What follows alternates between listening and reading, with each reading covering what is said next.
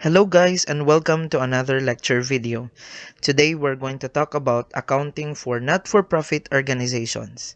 This video is created with the assumption that you already have an idea on how accounting works on profit organizations. Actually guys, your knowledge in the accounting for profit entities is necessary because we will use that for comparison with the accounting for not-for-profit organizations. So to start the lecture, let's have the topics and subtopics for this series of videos. So we only have two major topics to tackle. So one is we need to answer what is the not-for-profit organization, and number two focuses on the differences in the accounting for profit and not-for-profit organizations. Although since there are a lot of differences in accounting for profit organizations versus the not-for-profit organizations, we have some subtopics. So the first subtopic is all about fund accounting because NPOs uses fund accounting. Second, we have the accounting for donations because unlike profit organizations, NPOs mostly depend on the donations to achieve their mission. The third subtopic deals with the financial statements of not-for-profit organizations, and lastly, the other topics. And since you already have an overview of the topics, then let's get started.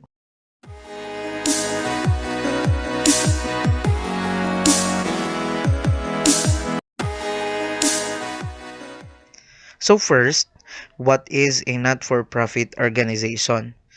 NPOs are organizations which are created for a social purpose or moral purpose or charitable purposes.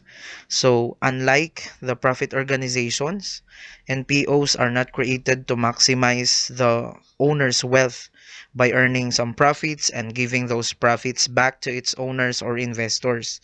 But don't get me wrong, NPO sometimes realizes profits, but those profits are used for the furtherance of their mission. So, examples of those NPOs are foundations who offer help to the community, like those who give scholarship grants, or those organized to raise funds for the needy, or those organizations that promote something like sports and etc. Now, to elaborate further, here's a picture that will help you describe the not-for-profit organizations. So, NPO may be made to raise funds, as you can see here, to help the needy or to solve some social problems. And some NPOs accept donations to help the society, but they will be made responsible to account for how they had used the donated funds. And since they are not for profit, any income, if they have, only if they have, from pursuing their cause or mission is normally not taxable. And there are still a lot of key terms here that will help you understand what an NPO is. Another is that again, its revenues are normally from donations and other fundraising activities.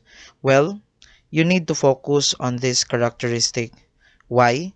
It is because a lot of differences in the accounting of not-for-profit organizations and accounting for profit entities comes from the fact that NPOs are more dependent on donations than that of the profit entities whose sources of funds are mostly investments from its owners or long-term liabilities. Again, there are a lot of donation transactions in not-for-profit organizations. So, the last two has already been said earlier.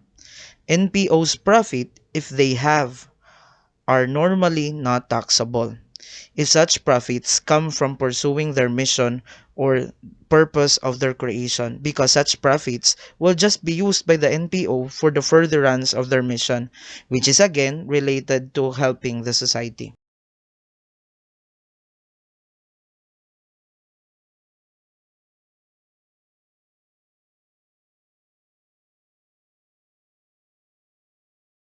Actually, in not-for-profit accounting, the NPOs are classified into the following. We have an acronym here, HEVO. So we have healthcare organizations for age, like not-for-profit hospitals and nursing homes. Next is we have educational institutions like not-for-profit colleges and universities. V on the HEVO stands for Voluntary Health and Welfare Organizations. So a great example for this one is the Red Cross. Now, let me emphasize that Red Cross is not a hospital and is not included in this classification healthcare organizations.